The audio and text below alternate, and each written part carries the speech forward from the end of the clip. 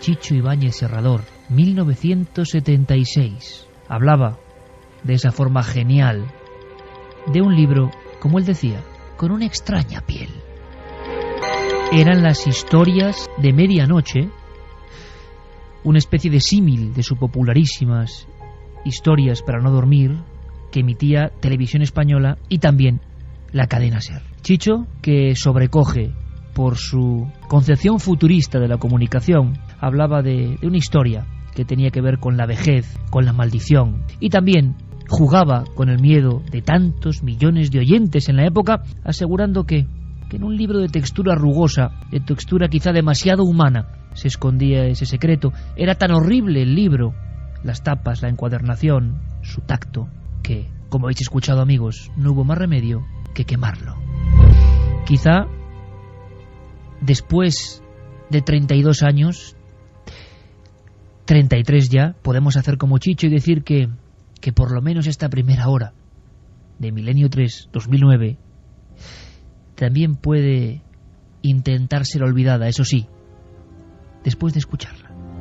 Cuenta la leyenda, la historia, la verdad, que el célebre astrónomo Camille Flammarion, por cierto, que hizo un libro básico para la historia de los fenómenos extraños llamado Las Casas Encantadas, en algunas versiones Las Casas Malditas, director del Observatorio de París, se encontró en una recepción en la Ciudad de la Luz con una muchacha, con una condesa de belleza tibia y blanquecina, de una belleza que parecía ir despidiéndose de la vida. Tenía los hombros lisos, relucientes, y cuentan las crónicas que el gran Flammarion pasó su mano por esos omóplatos y dijo incluso: ¡qué maravilla de piel! Pasaron los años. El sabio no supo nada de esa jovencita, hasta que una noche de 1882 ve que ha llegado un paquete a su casa. Lo había dejado su conserje. Lo abre y piensa en una broma macabra, en una especie de incluso amenaza o anónimo. Pero no. A tan extraño material le acompañaba una carta. La carta del doctor Rabot. Este hombre, prestigioso, le explicaba punto por punto qué era aquel extraño obsequio. Eran trozos de piel. Eran los hombros de aquella condesa. Ella misma, afectada de tuberculosis, en su lecho de muerte, poco antes de expirar, le pedía al célebre cirujano que por favor hiciese un último favor. Del cadáver extrajese 2 láminas amplias, todos los omóplatos, los pusiese en una caja y se los mandase a Flammarion, aquel hombre sabio que tan impresionado y tan enamorado febrilmente quedó de su piel, de su suavidad. Solo había un encargo, una petición: que Flammarion, con mi piel, encuaderne un libro concreto, Las Tierras del Cielo. Solo podemos añadir, queridos amigos, que el libro existe, el libro se conserva, y de ese libro y otros muchos, de esos libros malditos encuadernados con piel humana, vamos a hablar esta noche. Juanje, como siempre, bienvenido. Gracias por estar aquí. Muchas gracias, Iker. Lo mismo le digo a don Santiago Camacho, lugarteniente y auténticamente pensante de este equipo. Santi, buenas noches, feliz año, compañero. Feliz año, Iker, feliz año a todos. ¿Qué tal? Pues encantados. Tú sí que sabías historias. Por cierto, solo una pregunta antes de conectar con nuestro invitado. ¿El Necronomicon, por el que ya nos preguntan en el 7640, existió, sí o no? Muy en resumidas cuentas, no. Con nosotros Carlos Largo. Mandamos un saludo a Fermín Agustí, que se encuentra en otros países investigando. Y por supuesto, como no, al maestro. Gracias por estar aquí, Yaré Martínez. Antes de saludar a nuestro invitado, que es el que sabe de verdad de todo esto, vamos a repasar la biblioteca, yo creo que más horrible y fascinante al mismo tiempo de la historia. Un documento. Nuestro compañero Fermín ha acudido a los libreros y ha acudido a la voz sabia de nuestros amigos que están siempre rodeados de libros. Este es solo un testimonio, solo uno, pero ¿será verdad que los libreros han llegado a tener estas piezas? Todas están en manos de coleccionistas, todas están en museos. Por ejemplo, este libro, Las Tierras del Cielo, encuadernado con los hombros de la bella condesa, está en un observatorio, en una población llamada Juvisy, observatorio quizá en homenaje a Camille Flammarion. Pero en el corazón de Madrid pueden informarnos de esto. Esto es un poco como La novena puerta, ¿os acordáis de esa historia, no? De Arturo Pérez Reverte. Bueno, Fermín ha cogido el micrófono y se ha marchado por lo menos a que nos cuenten alguna cosa entre libros, los que saben de estos libros. La mayoría de ellos, hay que decirlo, cuando oyen hablar de libros de piel humana, no es que digan que no, simplemente sellan su boca y miran para otro lado o no quieren hablar. Escuchamos.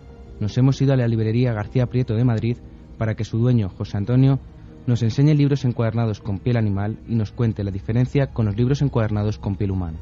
No lo encontramos en librería, no lo podemos encontrar. Lo primero, que tampoco podríamos identificar la piel humana de la piel de un animal. Sería muy difícil, puesto que nosotros no tenemos ni microscopios ni nada para poder separar justamente estas clases de pieles. Nosotros sí tenemos pieles de animales.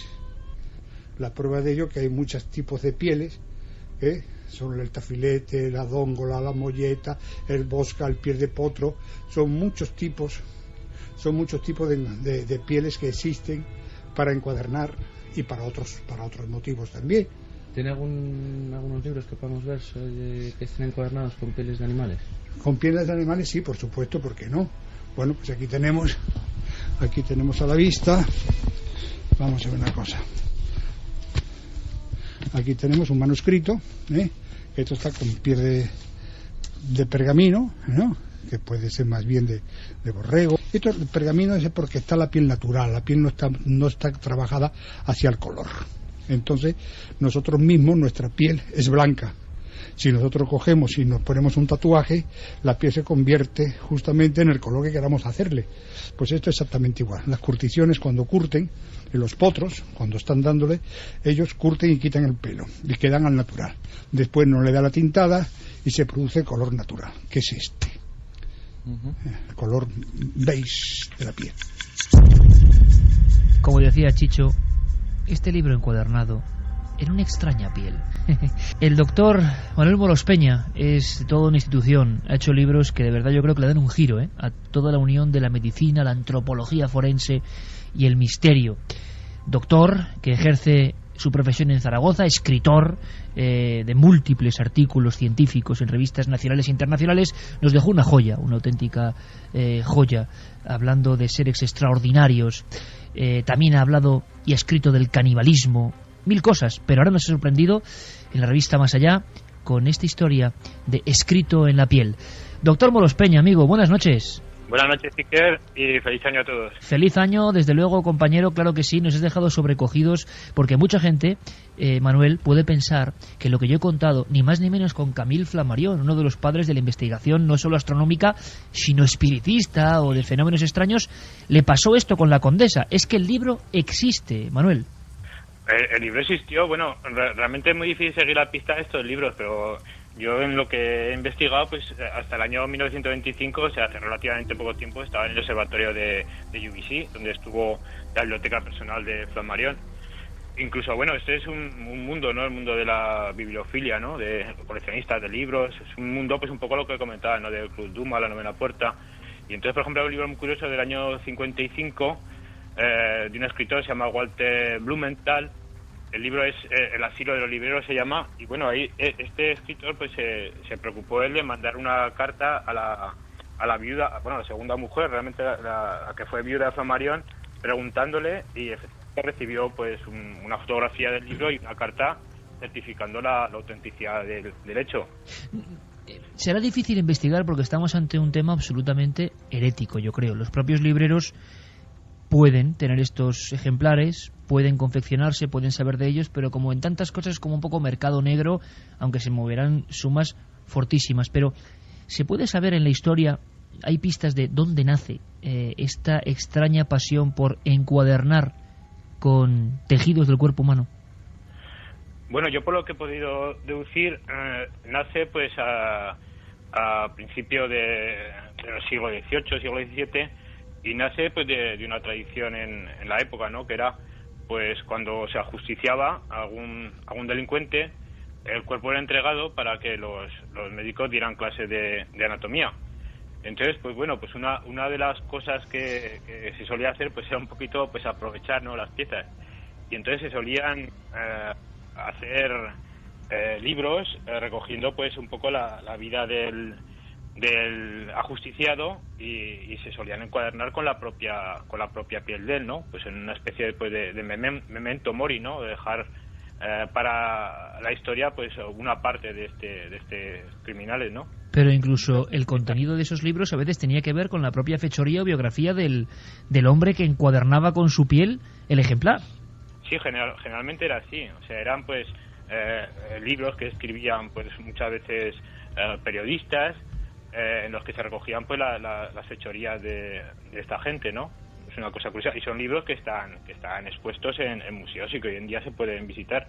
El doctor Moros Peña, por ejemplo, para dejarnos absolutamente sin habla, reproducía una fotografía a gran tamaño de un libro que ahora me vas a contar su historia. Al parecer, en el año 33, en la Facultad de Medicina de la Universidad de Stanford, en Estados Unidos, se adquiere este tratado médico del siglo XVIII, encuadernado por un tal Paul Kersten, con la piel de un hombre etíope. El ejemplar, según asegura el doctor, se conserva en una caja negra y en su exterior puede leerse una inscripción: piensa, cuando estés aterrorizado por los humanos, en tu propia piel humana.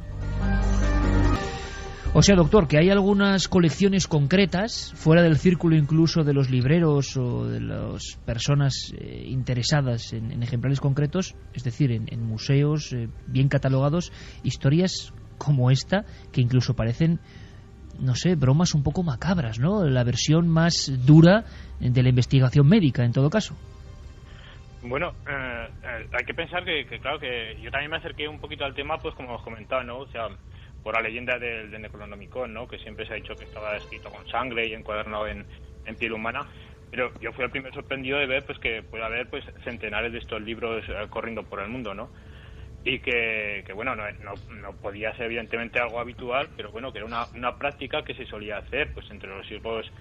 Yo por lo que he podido encontrar hay ejemplares desde el siglo XVII pues hasta bien entrado el siglo XIX, siglo XX, ¿no? Que es como comentas tú este ejemplar, que es un tratado de antropología y que fue encuadernado en el año pues 1911, ¿no? O sea que tampoco hace tantísimo, y que realmente que fue una práctica pues que cayó un poquito en descrédito pues a raíz de las historias que corrieron después de la liberación de los campos de concentración, ¿no? Donde se decía porque se utilizaba la piel de los internos pues se dijo que se habían encontrado ejemplares de mi lucha de Hitler, ¿no? Encuadernados con piel humana, o que había lámparas hechas con piel humana, y un poquito pues la práctica cayó en descrédito, ¿no? Pero durante muchos años pues fue una práctica muy común, ¿no? Y hablamos ya de pleno siglo XX. Santi, sobre precisamente el Holocausto se ha hablado mucho del reciclaje humano, que allí se facturaba de manera casi industrial. Podríamos recordar, aunque sea brevemente, no solo cuadernos, sino otros muchos elementos donde todos los órganos del cuerpo eran empleados de nuevo en una especie de fundición absolutamente letal, ¿no? Pues sí, en el caso, sobre todo, por ejemplo, de los empastes de los dientes de oro, estaríamos hablando de fundición en estado puro. Prácticamente se aprovechaba todo lo que se podía, el pelo. Hacían calcetines con pelo. Efectivamente. Calcetines y hasta mantas. O sea, aquello se confeccionaba una tela que resultaba ser de cierto abrigo y que además venía bien para los soldados del terrible frente del este, y pues aparte de eso también se empleaba la grasa no solamente para hacer jabón, que es el mito, sino el mito real. Es el mito real, que también pero vamos, es lo más conocido, sino en un momento en el que lógicamente el abastecimiento de materias primas vitales para la guerra en Alemania pues era muy reducido y prácticamente estaba sometido a un bloqueo. Pues esa grasa humana se utilizaba en gran cantidad de procesos químicos que no tenían nada que ver solamente con el jabón, sino con otro tipo de materiales que podían ser en un momento dado vitales para el esfuerzo de guerra. Te iba a decir una cosa: el último libro encuadernado en piel humana que yo tengo constancia es de fecha tan temprana o tan reciente como 1933 aproximadamente, y tiene una historia bastante irónica en cierto sentido. Hay un autor que es Dale Carnegie, que muchos de nuestros oyentes lo conocerán porque es el autor del célebre Cómo ganar amigos e influir sobre las personas, un libro que habrá tenido cientos, o me atrevería a decir que puede haber llegado en todo el mundo a las 1000 ediciones fácilmente, porque habrá vendido millones y millones de ejemplares. Dale Carnegie también hizo una obra anterior, que era una biografía de Abraham Lincoln, que se llamaba El Lincoln desconocido. Y hay una serie de estos, y aquí viene la parte irónica, de estas biografías de Lincoln, que luchó contra la abolición de la esclavitud, que precisamente el Lincoln desconocido, esta franja con el título, aparecía en un rectángulo encuadernado en piel humana de un hombre de raza negra, precisamente. Que precisamente una biografía de Lincoln, que luchó por abolir la esclavitud en Estados Unidos, aparezca con un fragmento de piel humana de un hombre de color en la tapa de una biografía suya, pues tiene su cierto punto de humor negro, ¿no? Carmen, una cosa que te ha impresionado mucho leyendo los escritos del doctor Moros Peña es que incluso hay libros, al parecer, encuadernados con piel de mujer. Sí, había un libro que era un tratado de ginecología que estaba encuadernado con la piel de una mujer, pero con la parte delantera, o sea, con el pecho, que incluía además el pezón. Se pudo comprobar que era precisamente eso, después de ser encurtida esa piel, porque todavía mostraba como si fuera un botón en medio de ese libro el pezón de la mujer que había fallecido en un hospital después de dar a luz. Doctor, esto realmente es un mundo un poco oscuro. ¿Por qué se hacía? Es decir, aparte del homenaje a los reos, que sería una parte, por ejemplo, encuadernar con piel de mujer, ¿qué sentido podía tener? ¿Era una cosa que se guardaban los propios médicos a nivel de fetiche? ¿Se quería demostrar algo? ¿Era un objeto casi de simbología erótica? ¿Qué has podido descubrir? Bueno, en el caso de esta clase de libros eróticos, pues junta un poco pues dos filias muy poderosas, ¿no? Que sería pues el amor hacia los libros y el fetichismo propio pues de poseer un libro erótico encuadernado con la piel de una mujer, que como muy bien dice Carmen, se utilizaba la piel de los pechos, ¿no? Con los pezones formando una protuberancia característica tanto en la tapa anterior como en la posterior, ¿no? Y entonces esto puede parecer un poco cosa, pues eso, ¿no? Decimos de ciencia ficción, ¿no? O de asesinos en serie, ¿no? Pero bueno, yo he encontrado a los hermanos Goncourt, por ejemplo, que eran unos escritores muy famosos, sacaron un libro de memorias que llamaron Memorias de la vida literaria en el año 1888, y ahí contaban, por ejemplo, que en 1866 pues varios médicos residentes del hospital de Clamart en París fueron despedidos precisamente por vender la piel de mujeres que fallecían en el hospital, ¿no? A un famoso editor de libros eróticos que era Isidore Lisset, ¿no? Y bueno, podemos imaginar qué clase de libros, ¿no? Lisset, por ejemplo, decía pues que había encuadernado un ejemplar de la otra edición de Justine, de Marqués de Sade, con esta clase de envoltura, ¿no? Y que era una cosa pues que se valoraba mucho, lógicamente, ¿no? Claro, alcanzarían grandísimas sumas en ese mercado, ¿no? Ese mercado que resulta como un poco lejano para el común de los mortales, que es fascinante, libros de demonología, libros porque tú, además, en tu indagación, que nos ha dejado, repito, sorprendidos, has comprobado que, evidentemente, la tradición de todo esto surge con los libros malditos. Es decir, no pueden ser libros, aunque los hay, de ámbitos limpios, ¿no? Aunque los hay, tratados médicos y demás, sino que toda esta historia de los libros con resto humano, puede ser también tintura de sangre, empiezan con libros de brujería y magia negra, que digamos es el inicio más lógico dentro de la antropología del misterio, ¿no? La gente que quiere hacer daño y que confiere al propio libro un valor que va más allá del objeto de lectura, ¿no? Claro, lógicamente siempre pues en magia negra siempre se han utilizado restos humanos, ¿no? Pues es un intento pues de ofrecer pues al maligno, al espíritu de lo que se trate, pues algo propio del ser humano, ¿no? Y que más propio pues que la sangre o la piel, ¿no? En este caso. Y entonces, bueno, pues es curioso, por ejemplo, que Lovecraft nunca dijo cómo estaba elaborado el supuesto Necronomicon, ¿no? Pero enseguida, por la imaginación popular, pues tendió a darle esta característica, ¿no? Del grimorio más infame de todos los tiempos, pues lógicamente no podía estar escrito con tinta normal y podía estar envuelto en una piel, pues como ha comentado antes, ¿no? De oveja o de becerro, ¿no? Tenía que estar envuelto, pues en piel humana, ¿no? Santi, ¿podríamos hacer otra de esas fichas para que la gente sepa? Son muy pocos, es más, fijaos la curiosidad, que cuando hicimos hace poco los 7 libros del misterio, bueno, pues uno de los más votados seguía siendo el Necronomicon.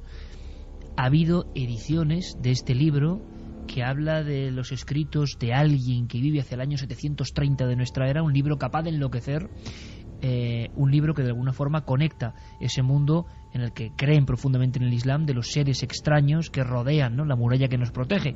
Bueno, pues ha habido ediciones y mucha gente piensa que es real, todo por Lovecraft. Para quien no sepa qué es el Necronomicon, Santi, que es difícil si es oyente de Milenio 3, pero ¿qué es este libro y por qué se convierte en mito y para muchos realidad? El Necronomicon es posiblemente el libro de magia negra más conocido del mundo y tiene la curiosa característica de que ni siquiera ha tenido nunca una existencia real. Salió de la imaginación de Howard Philip Lovecraft, que es uno, junto con Edgar Allan Poe y posiblemente, volviendo a tiempos más recientes, de Stephen King, uno de los grandes de la literatura de terror de todos los tiempos. Y esta confusión procede de que Lovecraft en sus obras le dio tal cantidad de detalles, lo enriqueció de una forma tan verosímil. Él trazaba una historiografía que lo remontaba al antiguo Islam. Era obra de Abdul al-Azred, el árabe loco, que se internó en los desiertos para contactar con dioses impíos. Su título original era el Al-Azif, que hacía referencia al sonido que se puede escuchar, al susurro que se puede escuchar en el desierto, y que los nómadas lo atribuyen a los jinns, a los espíritus malignos que pueblan aquellas tierras. Pues ese Al-Azif fue traducido después, todo según los detalles que da Lovecraft, fue traducido al griego, más tarde al latín, y incluso da datos de en qué bibliotecas, en la biblioteca de la Universidad de Miskatonic en Arkham, Massachusetts, en la biblioteca del Museo Británico, en los archivos vaticanos, ahí va localizando incluso en qué lengua, el de tal sitio en latín, el de tal sitio en griego, va dando tal cantidad de detalles, e incluso citando en sus relatos determinados pasajes, entre comillas, literales de este Necronomicon, que la gente lo dio por bueno y lo dio por hecho. Y efectivamente, en esas bibliotecas donde Lovecraft localizaba el libro, a día de hoy se siguen recibiendo multitud de consultas y multitud de peticiones para consultar una obra que precisamente, según esos pasajes literarios, aseguraba la maldición y la locura a todo el que abriera sus tapas. Pero pues eso mira, sí. Una cosita, Iker. Víctor, desde Asturias, precisamente estábamos hablando del Necronomicon, nos dice que en el archivo de la Biblioteca General de la Universidad de California se ha encontrado una ficha que reza, después de poner las siglas Necronomicon, Al-Azif de Abdul al-Azred, traducido del griego por Olaus Wormius, 760 páginas, grabados en madera, Toledo 1647. ¿Pero eso se ha encontrado ahora o forma parte de la leyenda? Yo pienso que es parte de la leyenda. Pues no lo sé, aquí nos da todo lo que son, como si tú vas a la Biblioteca Nacional, sabéis que tiene una de significativos, sí. BL, 430, A47, B. Yo pienso que alguien se lo puede inventar perfectamente. Yo la historia que conocía en el Necronomicon es exactamente la misma que ha contado Santi Camacho, y jamás de los jamases, no solamente es que no se haya encontrado ninguno físicamente, sino es que toda la historia de este árabe y tal es todo absolutamente falso. Lo que pasa es que Lovecraft lo cuenta tan sumamente bien, como curiosidad, los que hemos estado, por ejemplo, por la zona de Turquía, en Capadocia, hay gente que se piensa que se va a encontrar allí los monstruos de Chulchu, y que es una de las obras que él comenta, ¿no? Porque pone la escenografía allí. O sea, Lovecraft fue un gran genio, pues como Montes Ibáñez Serrador, ¿no? Y contaba las cosas también que hacía que la gente se las llegara a creer, y fíjate, hace muchísimo tiempo que falleció y la gente se lo sigue creyendo, pero no creo que jamás existiera. Fíjate, si Lovecraft además era hábil entretejiendo mito y realidad, que por ejemplo, efectivamente, él citaba que el traductor era Olaus Wormius, que es un personaje real. Es un personaje completamente real, era un naturalista del siglo XVII, a caballo entre el XVI y el XVII, un naturalista que además es conocido como Olaus Wormius o Ole Worm, según era danés, según se latinició su nombre, y que efectivamente, según se contaba en la época, tenía ciertos conocimientos oscuros, con lo cual era tremendamente hábil a la hora de coger personajes reales por ejemplo, él también hacía una cosa que era sus propios amigos íntimos, también los metía en las obras cambiados de nombre. Por ejemplo, hay un célebre mago negro en las obras de Lovecraft, que es el Conde Erlet, que escribió de esos grimorios que él cita, que era ni más ni menos que su amigo y también escritor Auguste Derlet, que sencillamente le había hecho un pequeño homenaje. En este caso es la fuerza de una leyenda. Manuel, la sensación es que estos libros escritos en piel, yo creo que en España apenas se había escrito absolutamente nada. Hemos sondeado con algunos libreros y nos han dicho que efectivamente, aunque hay mucho mito, hay ejemplares incluso más o menos modernos. Esta historia de Flammarion, con la petición de esa condesa con la que abríamos esta noche, también, no voy a decir que deja en mal lugar, pero cuenta esa historia que daba tanto miedo de la medicina y la ciencia forense decimonónica. Cuando antes hablabas de los Goncourt, hablabas de 1888, cuando Jack el Destripador precisamente estaba generando su ola de terror, cuando medio mundo estaba muy intrigada con lo que pasaba en las morgues, depósitos de cadáveres, cuando es la época dorada, y lo sabe muy bien Santiago Camacho también, de los ladrones de cadáveres, doctores que cortan piel para extraños encargos, para un mercado negro. ¿Eso existió también? ¿Tú crees que es más mito? ¿O que realmente estos libros contaban con la participación de esos médicos no muy legales, ¿no? Que hacían, digamos, con los cadáveres, se quedaban en posesión de ellos y hacían lo que querían, cosa que también da, sinceramente, bastante miedo, ¿no? Bueno, claro, eso da también para hablar mucho rato, ¿no? Porque, claro, lo que hemos comentado es que al principio, pues, los cuerpos de los ajusticiados eran suficientes para abastecer las facultades de medicina. Pero, claro, cuando el siglo XIX empezó a haber muchísimas más facultades, pues escasearon, ¿no? Los cadáveres de los ajusticiados no eran suficientes, ¿no? Entonces proliferó pues otra clase de comercio, que fue el de los ladrones de cadáveres, ¿no? Entonces, bueno, los más famosos son Burke y Hare, seguramente los habréis oído. Que existen realmente, doctor, que es que no son mitos, ladrones de cadáveres, de carne y hueso, que proveían las facultades y médicos con pocos escrúpulos de cadáveres, simplemente los conseguían matándolos, ¿no? Claro, esto fue, por ejemplo, la base de la novela de Ladrones de cadáveres de Robert Louis Stevenson, que luego se hizo una película magnífica. Y entonces, claro, Burke y Hare lo que hacían era fabricar sus propios cadáveres, porque claro, tampoco tenía suficientes con profanar las tumbas, ¿no? Entonces se convirtió en asesinos que proveían de cadáveres frescos a las facultades de medicina, y esto es un hecho real. Y bueno, luego, esos ladrones, perdona Carmen, esos ladrones que cortaban la piel, caramba, que eso se hace por amor a la ciencia, esos casos también son escalofriantes, ¿no? Digamos, esa facilidad que hoy nos parece imposible, ¿no?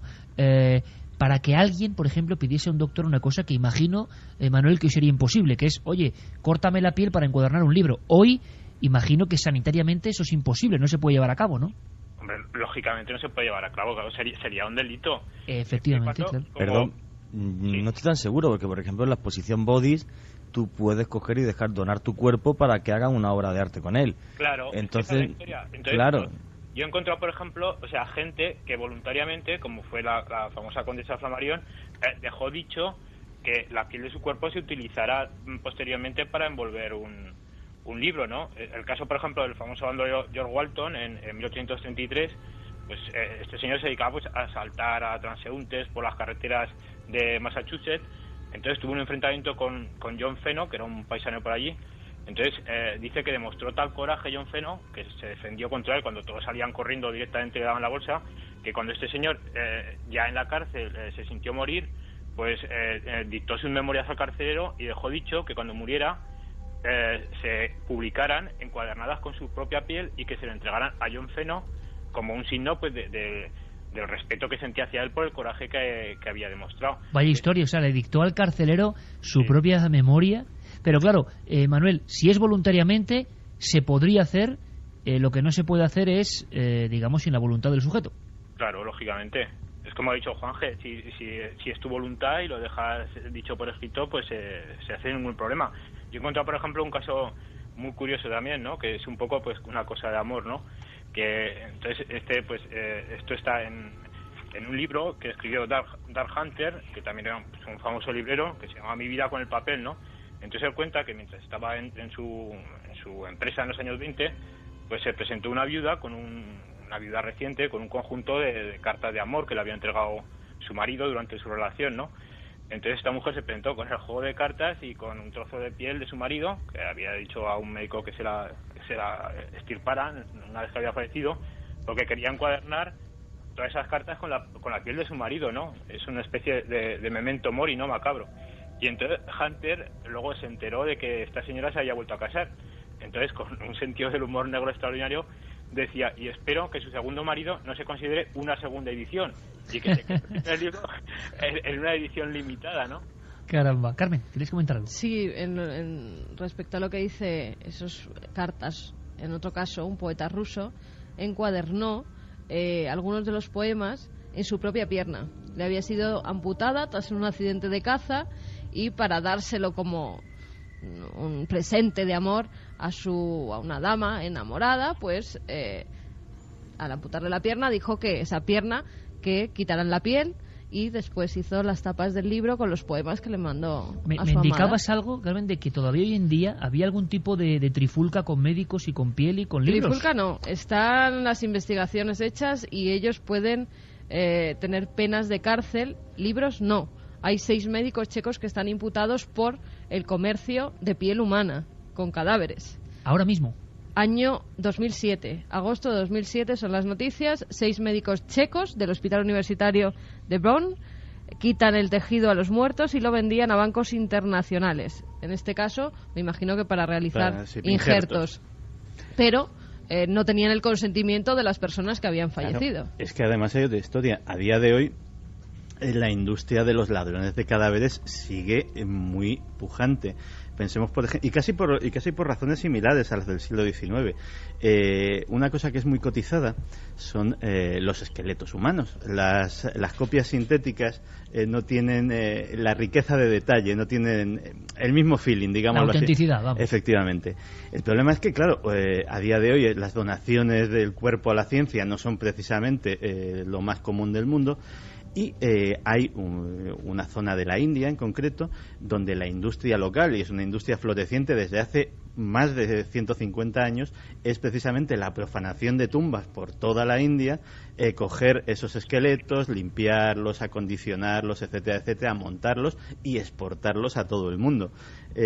Todo eso con la medio connivencia de las autoridades hindúes, con lo cual no estamos ante un fenómeno ni mucho menos raro. Vamos a ver qué pregunta la gente, los oyentes, al 7640. Además hay 3 libros, claro, hablamos de libros, no son encuadernados en piel, ni mucho menos. 3 maravillosas novelas para quienes escribáis esta noche al 7640 Palabra Clave Milenio. Solo una cosa antes de ir a los mensajes. La última noticia que hay sobre un libro encuadernado con piel humana es del 14 de abril del año 2006.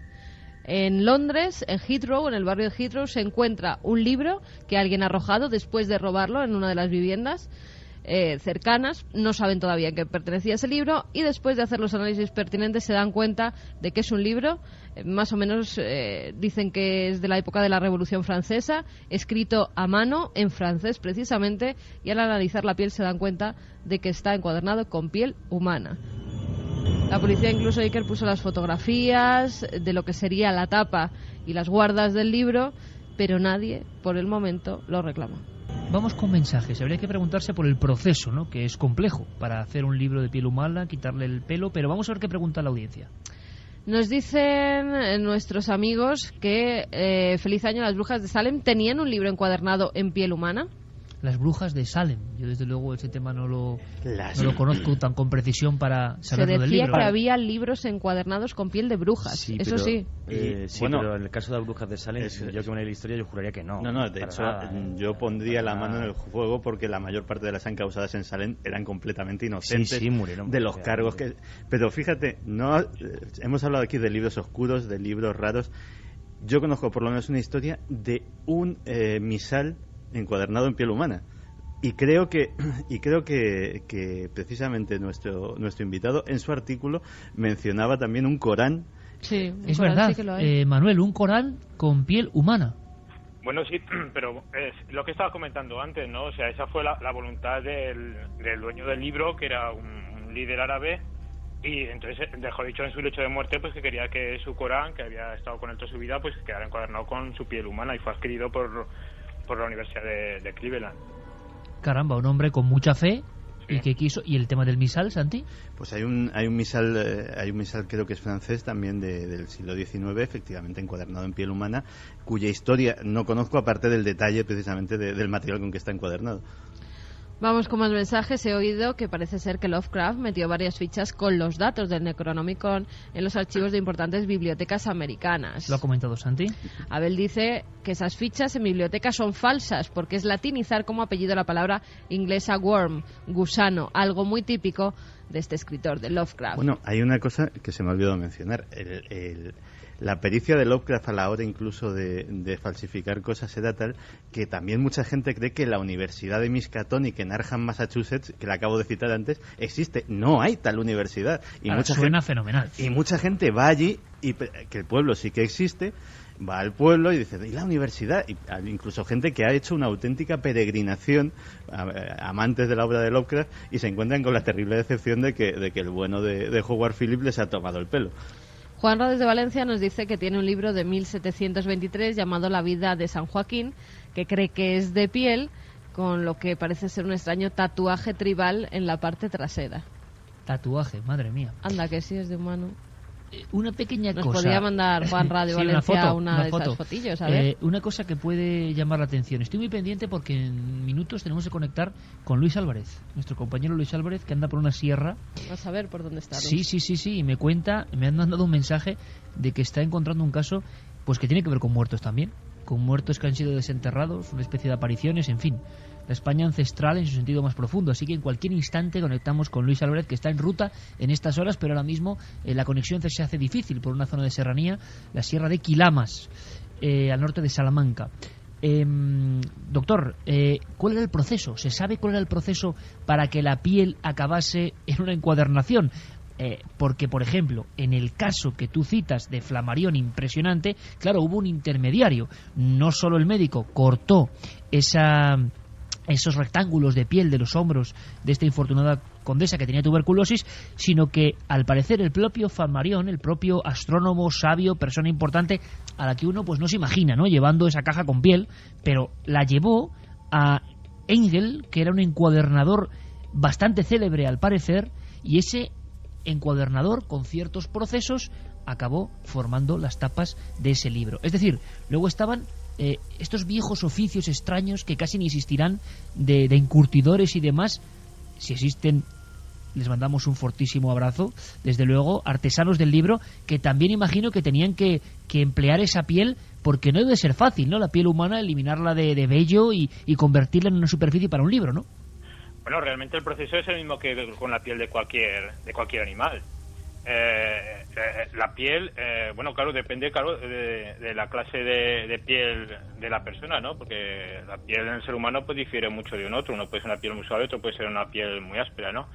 Pero bueno, el proceso es el mismo, ¿no? Holbrook Jackson, que también era un famoso bibliófilo, cuenta que la piel humana, pues una vez que se le ha desprendido el pelo, se debía colocar en una solución daba en la fórmula, ¿no? Decía que era de alumbre, vitriolo romano y sal común. Secarla a la sombra y luego curtirse siguiendo el procedimiento habitual. Entonces, el proceso de curtir una piel para convertirla en cuero, de dos tipos, puede ser vegetal con taninos, que es una sustancia que saca de la corteza de algunos árboles, o con cromo, que es un mineral. Pero en principio el proceso es exactamente el mismo que con cualquier otro animal.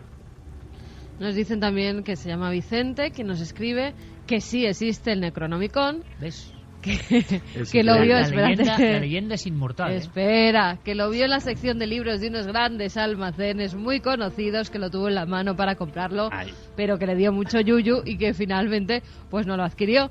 Pero ahí estaba en la sección de esoterismo el Necronomicon. Editorial EDAF, precisamente.